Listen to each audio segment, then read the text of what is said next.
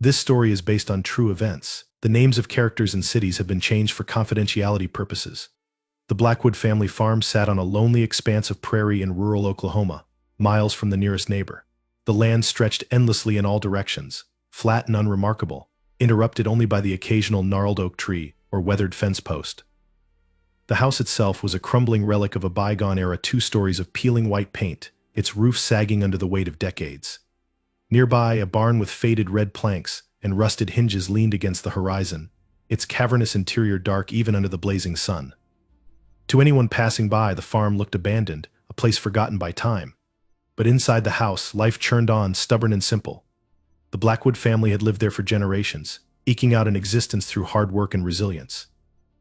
Jack Blackwood, the patriarch, was a gruff, no-nonsense man whose rough hands bore the calluses of endless days spent tending to crops and livestock. His wife Sarah was softer, her presence a calming counterpoint to Jack's gruffness. Together they had 3 children: Adam, 15, tall and strong like his father; Noah, 13, quieter and bookish; and Emily, 10, the youngest and most peculiar of the Blackwood brood. From the outside, the Blackwoods seemed like any other struggling farm family. They worked hard, kept to themselves, and endured the kind of hardships that bonded them together. But within the walls of their home, a darkness was beginning to take root, and at its center was Emily. Emily Blackwood was an anomaly in her family. While her brothers spent their days helping their father in the fields or tinkering with tools in the barn, Emily was often alone, wandering the farthest corners of the farm. She had always been a quiet child, but there was an unsettling quality to her silence, a watchfulness that made people uneasy. Her pale complexion and jet black hair only accentuated the unnerving intensity of her dark brown eyes, which seemed to see far more than they should. From a young age, Emily had been fascinated by the life and death of the animals on the farm. She would watch for hours as Jack slaughtered a chicken or gutted a pig, her gaze unflinching as blood pooled on the ground. When other children her age would recoil in horror, Emily leaned in closer, her small hands eager to touch the warm flesh, to see how it worked. Sarah dismissed it as childhood curiosity, an odd but harmless quirk, while Jack, impatient and indifferent, simply ordered her to stay out of the way. But Emily didn't stay out of the way. Over time, her fascination deepened into obsession. She began collecting dead animals she found on the property: birds that had flown into windows, squirrels snared by traps, even a stray dog that had wandered too close to the highway. She would bring them to her secret spot in the barn, a hidden corner behind stacks of hay bales where she had set up a rudimentary workshop armed with her father's tools. Emily dissected her finds with a precision that was both unnerving and impressive for a child her age. She cataloged her discoveries in a battered notebook, its pages filled with crude sketches and messy, looping handwriting. There were detailed diagrams of muscle tissue, notes on the consistency of organs, even musings on how the flesh might taste if cooked. At first, it was just theory. But soon, Emily began experimenting, using the farm's tools and a small camping stove she had stolen from the garage. The barn became a world unto itself, a place where Emily's dark imagination ran free. The smell of death hung heavy in the air, a sickly sweet odor that seeped into the wooden beams and lingered long after she was done. But the Blackwoods, busy with the endless grind of farm life, paid little attention. They chalked up the smell to rotting hay or a dead rat caught in the walls. What no one realized was that Emily's obsession was growing. The animals no longer satisfied her. She had begun to feel something deeper, a gnawing hunger that couldn't be satiated by small, lifeless creatures. She started to imagine her family: her father's thick, calloused hands, her mother's soft arms, her brother's sturdy frames, not as people but as parts, as pieces of a puzzle waiting to be assembled. The fantasies began innocently enough, fleeting thoughts that Emily quickly pushed aside. But they returned, stronger each time, vivid and detailed. She began to imagine not just their anatomy but the taste of their flesh, the texture of it cooked to perfection. At first the thoughts horrified her, and she tried to block them out. But the hunger, the need, was relentless. In the weeks leading up to the first tragedy, Emily's behavior grew stranger. She became more withdrawn, speaking only when spoken to, and even then offering only curt responses. She stopped eating meals with her family, claiming she wasn't hungry or had already eaten. Sarah grew concerned, but Jack dismissed it as a phase, another quirk to add to the growing list of things he didn't understand about his youngest daughter. Emily began spending more time in the barn, sometimes disappearing for hours. When Sarah asked her what she was doing, Emily would shrug and mutter something about playing or feeding the animals. The truth was far darker. She had begun practicing on larger animals, stealing chickens and small pigs from the pens to hone her skills. She perfected her cuts, experimented with seasoning, and even started plating her creations on chip dishes she found in the barn. Her notebook became a diary of her descent, each page more disturbing than the last.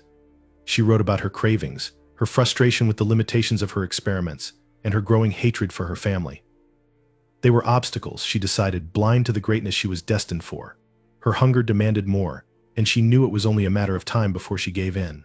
One hot summer evening, as the sun dipped below the horizon and cast long shadows across the farm, Emily stood in the barn, staring at the tools laid out before her. The air was thick with the scent of blood and decay, and her hands trembled not with fear, but with anticipation. She knew what she had to do. In her mind, the decision was logical, even inevitable. Her family was holding her back, keeping her tethered to a life of mediocrity when she was meant for something greater. They were food, nothing more, and the hunger inside her would not be denied. As the first stars appeared in the night sky, Emily took a deep breath and stepped out of the barn, the cool metal of a butcher's knife heavy in her small hand. The farmhouse loomed ahead, its windows glowing faintly with the light of a family oblivious to the darkness walking among them. The Blackwood family would never see another sunrise. The summer air on the Blackwood farm hung heavy with the scent of hay, earth, and livestock, a blend of smells that spoke of life and hard labor. Yet, beneath this facade of rural simplicity, a darker odor lingered, subtle at first, like something rotting just out of sight. Over time it grew stronger, sharper, until it was impossible to ignore. But the family, exhausted from their daily struggles, chalked it up to the natural byproducts of farm life. They never considered that the source of the stench might be something deliberate, something malevolent. Emily Blackwood, the youngest member of the family, had always been a peculiar child. Her fascination with death was apparent even before her obsession took a darker turn. When she was 6, she had cried not out of fear but frustration when she wasn't allowed to watch her father butcher a chicken. At 8, she had buried a dead crow in the yard, only to dig it up days later, curious to see what time had done to its body.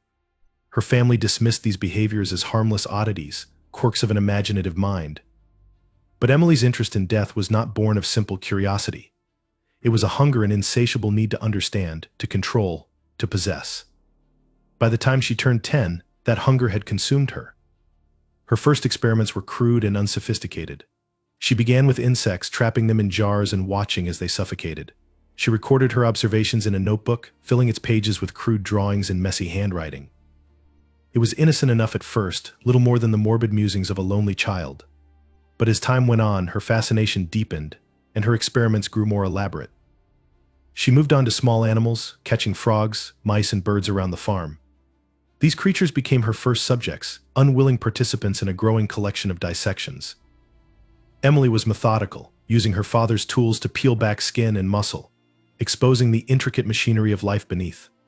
She worked in secret, hiding her activities in the barn's dark corners or in the dense thickets at the edge of the property. As her skills improved, so did her confidence. Emily began testing her boundaries, taking greater risks.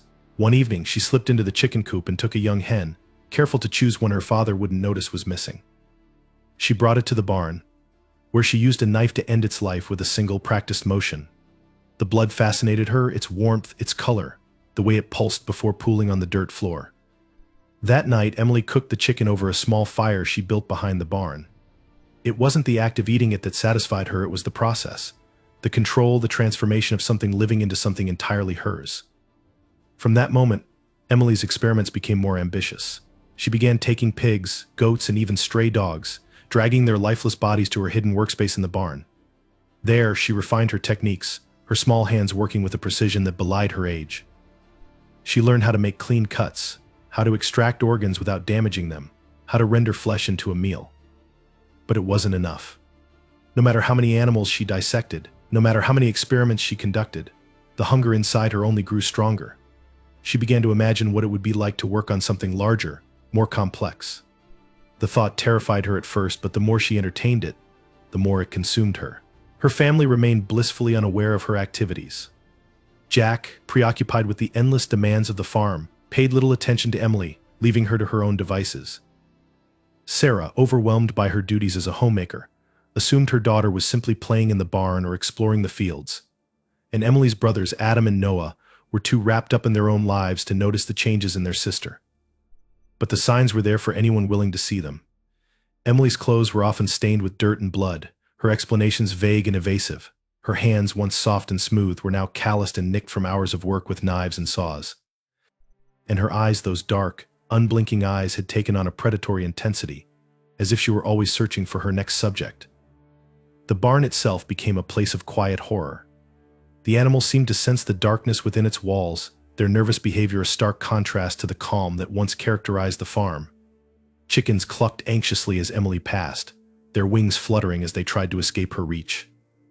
The pigs, usually boisterous and noisy, grew silent when she entered their pen, their small, intelligent eyes watching her every move. The smell, too, became impossible to ignore. It was a cloying, acrid stench that seemed to seep into the very wood of the barn. Jack grumbled about the need to clean out the hayloft or check for dead rats, but he never followed through. If he had, he might have discovered the hidden cache of bones and viscera that Emily had carefully hidden beneath the floorboards. Emily's notebook grew thicker with each passing day, its pages filled with increasingly detailed diagrams and notes. She wrote about the texture of muscle, the weight of organs, the taste of flesh cooked over an open flame. Her handwriting grew neater, her sketches more precise, as if her skills were evolving alongside her hunger. Her family, the people she had grown up with, began to appear in her notebook as well. She drew them not as individuals but as anatomical studies, their bodies stripped of skin and muscle to reveal the bones beneath. She noted their movements, their habits, the way the veins in their necks pulsed when they laughed. She started to watch them more closely, her gaze lingering on her father's broad shoulders, her mother's soft arms, her brother's strong legs. She imagined how their flesh would feel beneath her knife, how it would taste on her tongue. The thoughts terrified her at first, but she couldn't push them away. One night, as she lay in bed, staring at the cracked ceiling above her, Emily made a decision. She would give in to the hunger. She would stop fighting it, stop pretending it wasn't there. Her family, the people who had raised her, who had loved her, would become her next subjects. The thought filled her with a twisted sense of purpose. For the first time in her life, Emily felt truly alive. The night Emily Blackwood crossed the line from fascination to murder was suffocatingly still, the air thick with the promise of an oncoming storm. The sky, once painted with the soft oranges and purples of a prairie sunset, had faded to a deep, oppressive black. Clouds rolled in like silent sentinels, blotting out the stars and casting the farm in an unnatural darkness. The crickets, so loud on other nights, seemed muted, as if the earth itself was holding its breath.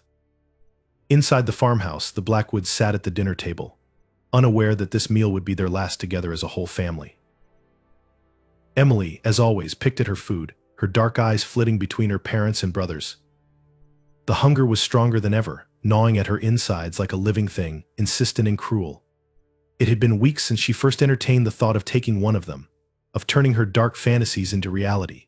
Now she felt the time had come. Emily had spent days preparing for this moment, her plan meticulously crafted and rehearsed in the solitude of the barn. She knew she couldn't act recklessly. Her family would need to be incapacitated, rendered helpless before she could proceed. She had spent hours researching plants around the farm, combining her findings with what she had gleaned from her father's old farming books. Eventually, she settled on a mixture of herbs that, when brewed into a tea and added to food, would induce a deep, dreamless sleep. Her chance came when Sarah asked her to help set the table. Emily, feigning her usual quiet compliance, slipped into the kitchen and poured the concoction into the stew her mother had prepared. She stirred it carefully, ensuring the liquid blended seamlessly with the thick broth. Her hands trembled slightly, not from fear but from anticipation.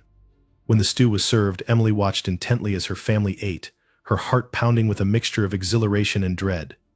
At first, nothing happened. Her father continued to grumble about the drought, her mother offered her usual soft reassurances, and her brothers bickered over who would get the last piece of bread. But then, gradually, the effects began to show. Noah was the first to falter, his fork clattering against his plate as his head drooped forward. Sarah reached out in alarm, but her own hands were unsteady, her words slurred as she called out to Jack. Adam tried to stand, his chair scraping loudly against the floor, but his legs gave out beneath him, sending him sprawling. One by one they succumbed, their bodies slumping against the table or collapsing onto the floor. Except for Adam. Emily had miscalculated the dose. While the others were completely unconscious, Adam remained partially aware, his eyes fluttering open and closed as he struggled to regain control of his body. Emily froze, her carefully laid plans unraveling before her. But then the hunger surged, drowning out her fear. She couldn't stop now. With a strength that belied her small frame, Emily dragged Adam from the dining room, his body limp but still heavy. She hauled him across the yard and into the barn, her breaths coming in short, ragged gasps. Once inside, she tied him to a wooden table she had prepared for this exact purpose, her hands steady as she worked. Adam's eyelids fluttered, his lips moving weakly as he tried to form words. But Emily didn't hear him. Her mind was consumed by the task ahead. She retrieved her tools, a knife, a saw, a set of pliers, each one meticulously cleaned and sharpened. She placed them on a small tray beside the table, their steel surfaces glinting faintly in the dim light of a single overhead bulb. For a moment she stood over Adam, her heart hammering in her chest. This was it. This was the moment she had been dreaming of, the moment that would finally sate the hunger that had plagued her for so long. Yet, as she raised the knife, a strange emotion flickered within her. Was it guilt? Fear? Pity? She didn't know. All she knew was that it was quickly drowned out by the hunger, a roaring beast that demanded to be fed. The first cut was shallow, a tentative slice across Adam's arm. Blood welled up immediately, bright and warm, and Emily felt a thrill course through her. She worked slowly at first, her movements cautious and deliberate. But as she grew more confident, her cuts became deeper, more precise.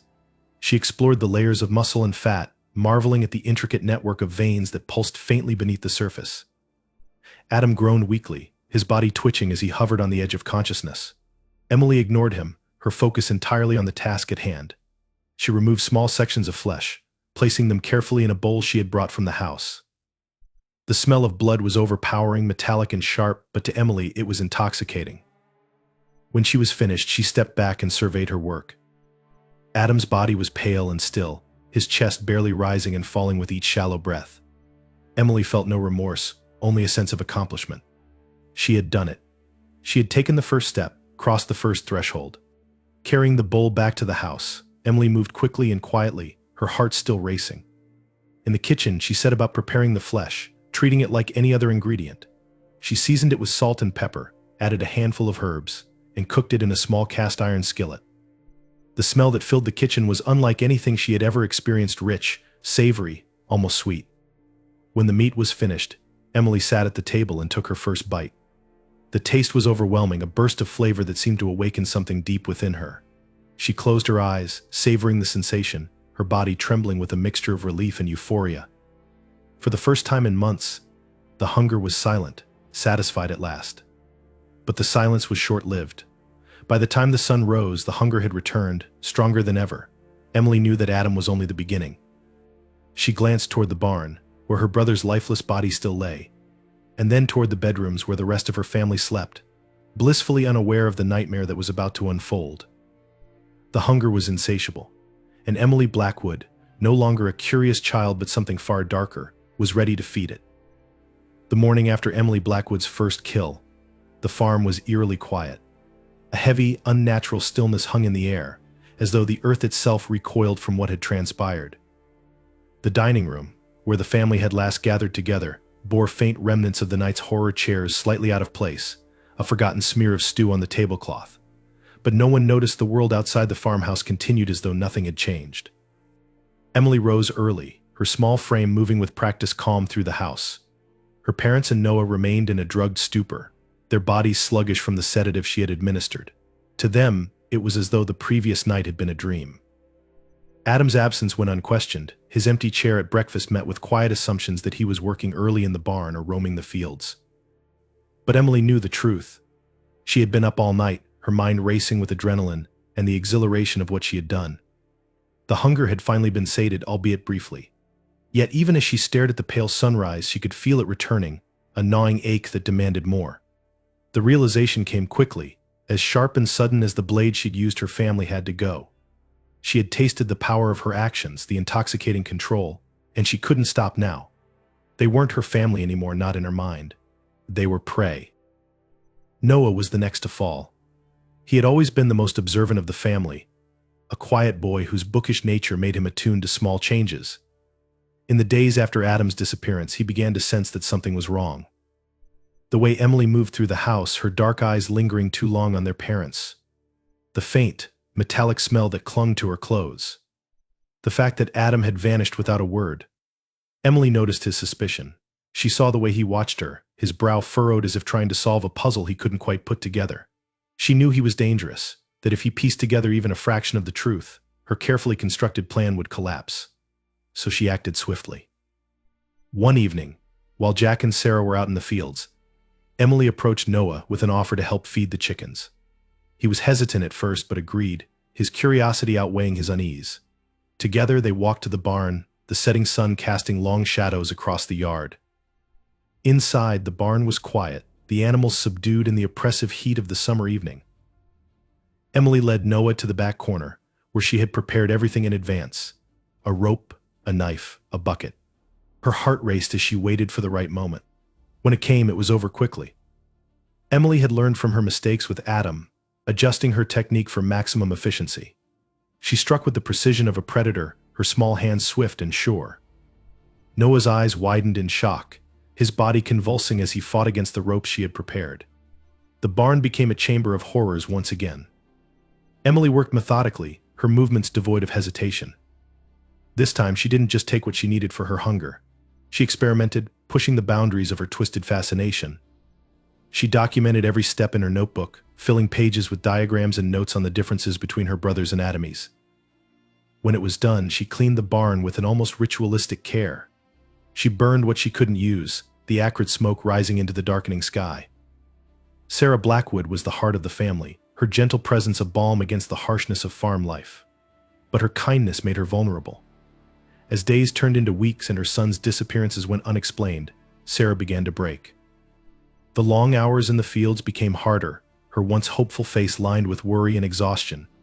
Emily watched her mother's descent with a mixture of detachment and curiosity.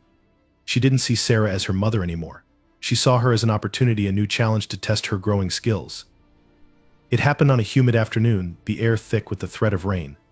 Sarah had been working in the garden, her hands dirtied from planting new crops. Emily approached her with a glass of water, her face an innocent mask. Sarah smiled weakly, taking the drink without question. The sedative worked faster this time. Sarah barely had time to register what was happening before her vision blurred and her legs buckled beneath her. Emily caught her before she hit the ground, her small arms surprisingly strong as she dragged Sarah toward the barn. This kill was different. It wasn't just about the hunger anymore, it was about control, about seeing how far she could push herself. Emily took her time, her hands steady as she explored every aspect of her mother's anatomy. She marveled at the strength in Sarah's arms, the delicate structure of her ribs. But something unexpected happened. As she worked, a flicker of emotion surfaced, something almost like sadness. For a moment, Emily hesitated, her hands trembling as she stared at her mother's lifeless face.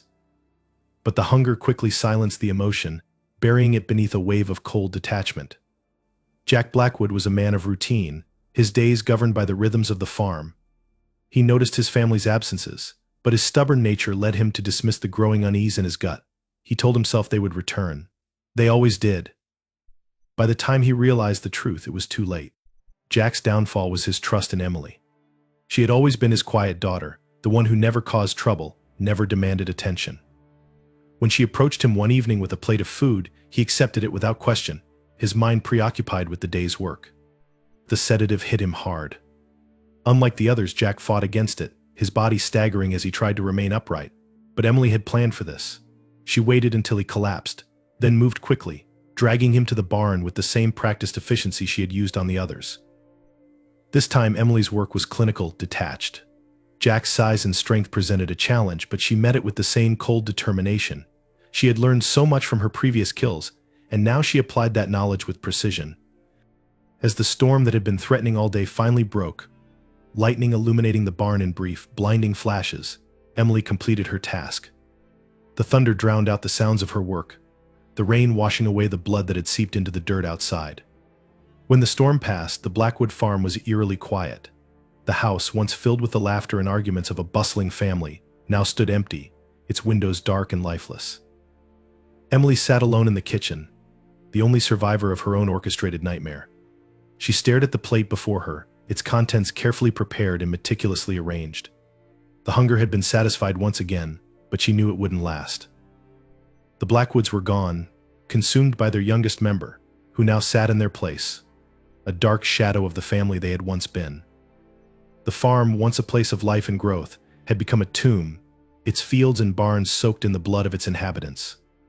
And Emily, the quiet girl with the dark eyes, was already thinking about what or who would come next. The Blackwood farm had become a place of eerie silence. For weeks, the absence of the Blackwood family went largely unnoticed. Their farm, isolated on the outskirts of the Oklahoma prairie, was the kind of place people rarely visited without reason. Jack Blackwood was known for his gruff independence, Sarah for her quiet diligence. Their sons, Adam and Noah, had been typical farm boys, hardworking and largely unseen in the broader community. Emily, the youngest, was even less remarkable, a shadow of a girl who barely made an impression. But silence has a way of drawing attention. It began with a neighbor, an elderly man named Gerald Walker, who lived a few miles down the road. He noticed that Jack hadn't come to town for supplies in weeks, an unusual absence given the relentless demands of farm life. Gerald had initially shrugged it off. Maybe the Blackwoods were handling things on their own, or perhaps Jack was avoiding people as he sometimes did. But as the days turned into weeks, concern began to gnaw at him. One day, Gerald drove past the farm on his way to the next town over. The sight that greeted him was unsettling. The fields were overgrown, the crops untended, their green stalks curling brown at the edges. The barn doors, usually closed tightly to keep out the elements, swung open in the wind, revealing dark glimpses of its shadowed interior. The house itself looked lifeless, its windows like empty, unblinking eyes. Gerald decided to check in. When he knocked on the Blackwoods' front door, there was no answer. He circled the house, peering into windows, his unease growing with every step. Inside, the house was in disarray. Dishes sat unwashed in the sink, the dining table cluttered with forgotten objects. In the living room, a single chair lay overturned, as though someone had left in a hurry. But it was the smell that stopped Gerald cold. A sickly sweet, metallic odor wafted from somewhere in the distance. It wasn't the smell of manure, rotting crops. This was something darker, something that made the hairs on the back of his neck stand on end. Gerald followed the scent to the barn, his steps hesitant, his breath shallow. What he found inside made him stagger back, bile rising in his throat. Beneath the hay bales at the far end of the barn, a pile of bones lay partially uncovered. They were clean, stripped of flesh, some fractured and split. Surrounding them were crude tools, knives, saws, and pliers, all stained dark with dried blood. The walls of the barn bore faint streaks of red, as though something had been dragged across them. Gerald fled the scene, his heart hammering in his chest. By the time he reached the sheriff's office, his hands were trembling so violently that he could barely speak. Sheriff Henry Collier had been the law in this part of Oklahoma for over 2 decades. He had seen his fair share of crime disputes over land, petty theft, even the occasional violent altercation, but nothing could have prepared him for what awaited at the Blackwood farm. When Collier and his deputies arrived, the scene was worse than Gerald had described. The barn was a charnel house, its air thick with the unmistakable stench of death. Beneath the hay and soil, more bones were uncovered, along with fragments of flesh that had begun to decay. In the corner, they found a small table covered in a macabre assortment of tools and jars. The jars contained organs preserved in strange, viscous fluids, each labeled in a childish scrawl. The sheriff's team searched the house next, their boots thudding heavily on the warped wooden floors. The kitchen was oddly clean, the stove scrubbed to a gleam, but the cabinets were filled with strange ingredients, bones boiled down to powder, jars of rendered fat. In Emily's bedroom, they found her notebook, a horrifying chronicle of her experiments and thoughts. Each page was filled with meticulous drawings of dissected animals, diagrams of human anatomy, and chilling notes about her family. They discovered a section dedicated to each family member, as though Emily had studied them in detail before making her move. There were sketches of Jack's hands, notes on the strength of his muscles, diagrams of Sarah's ribs, annotated with comments about the best way to break them, and detailed drawings of her brothers, complete with measurements and observations about their behavior. But the worst discovery came when they lifted the floorboards in the barn. Beneath the planks lay a pit, its sides lined with blood-soaked earth. Inside were the remains of Jack, Sarah, Adam, and Noah. The bodies had been dismembered, the flesh removed with surgical precision. Some of the remains were missing entirely, and the implications of this absence chilled the search team to their cores. Emily was nowhere to be found. The discovery sent shockwaves through the community. The Blackwoods had been a staple of the area, their farm a fixture of the landscape. To think that such horrors had unfolded in their home was beyond comprehension. As the investigation deepened, A clearer picture of Emily began to emerge. The notebook revealed her descent into darkness, her gradual transformation from a curious child into something monstrous.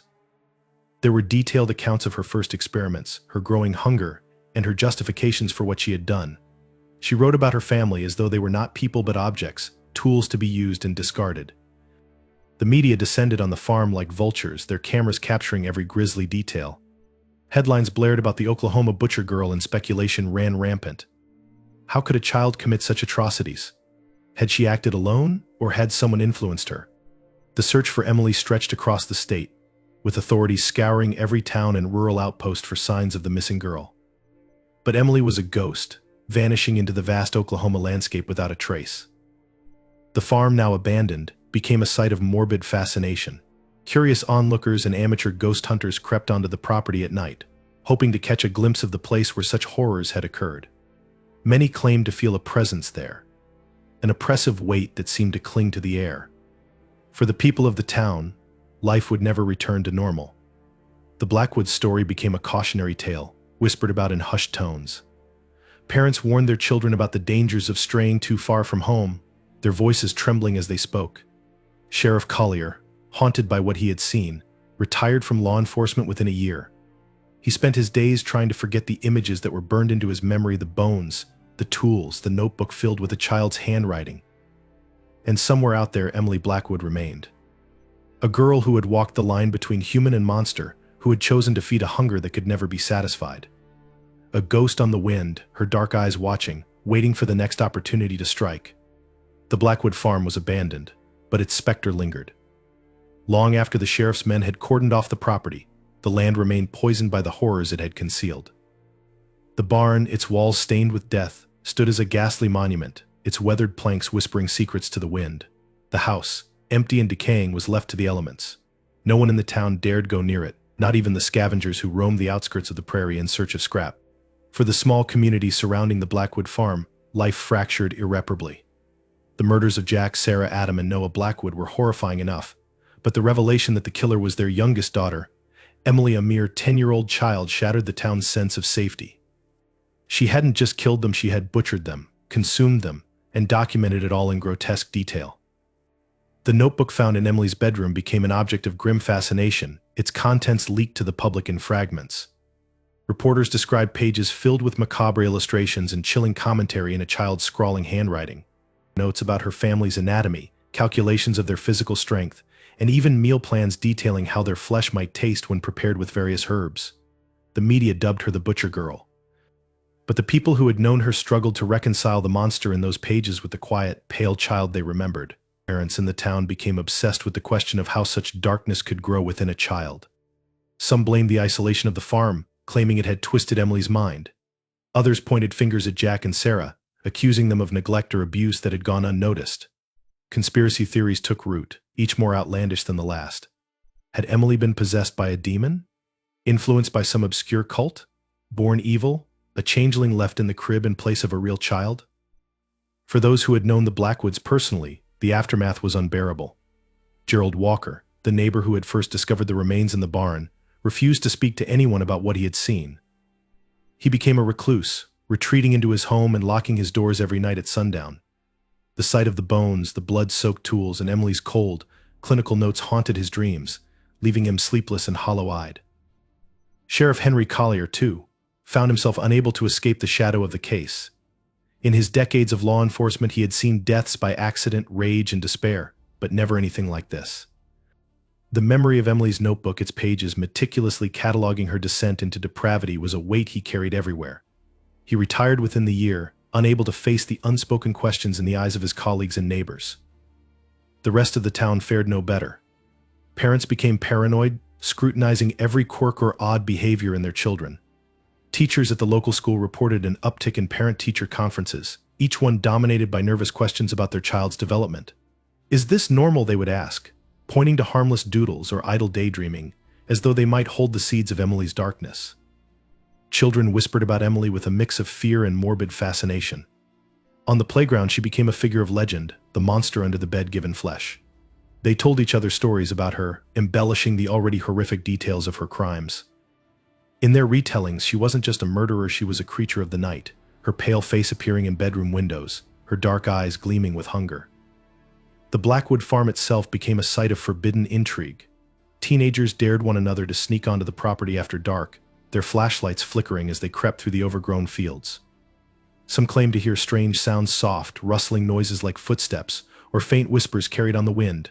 Others reported seeing shadowy figures near the barn, though whether these were imagined or the work of trespassing thrill-seekers was never clear. Emily, however, was nowhere to be found. Despite an exhaustive search that spanned months and stretched far beyond the borders of the town, she seemed to have vanished into thin air. Search dogs lost her scent at the edge of the woods, where the prairie gave way to a dense tangle of trees and undergrowth. Authorities combed the area with helicopters and search parties, but there was no sign of the girl. It was as if she had been swallowed by the earth. This absence only deepened the community's unease. It wasn't enough to know that Emily had committed such unspeakable acts. Her continued existence became a source of terror. The idea that she might still be out there, hiding in the shadows, sent ripples of fear through the town. People began locking their doors at night, something they had rarely bothered with before. Guns were kept loaded and within easy reach, even by those who had never handled one in their lives. The fear spread like a sickness, infecting every corner of the town. Each stranger who passed through was viewed with suspicion, every unfamiliar face scrutinized for traces of Emily's pale complexion and dark eyes. Children weren't allowed to wander far from home, and even the older kids who had once roamed freely found themselves under strict curfews. Over time, the fear evolved into something more insidious. The people of the town began to turn on one another, their suspicions growing unchecked. Neighbors who had once shared coffee and conversation now eyed each other warily, their thoughts clouded by mistrust. The question on everyone's mind was the same: if a child could harbor such monstrous impulses, how could they be sure there weren't others like her? The town itself began to wither. Families moved away, unable to bear the weight of living in a place so tainted by tragedy. Businesses closed, their owners unwilling to endure the steady decline in customers. The school, once a lively hub of activity, grew quieter each year as the population dwindled. The Blackwood farm remained untouched, its cursed reputation ensuring that no one dared to claim it. For those who stayed, life became a grim routine. The weight of the Blackwood story hung over them like a storm cloud, its shadow darkening every aspect of their lives. The few remaining children grew up hearing whispered warnings about the dangers of wandering too far from home or trusting anyone too readily.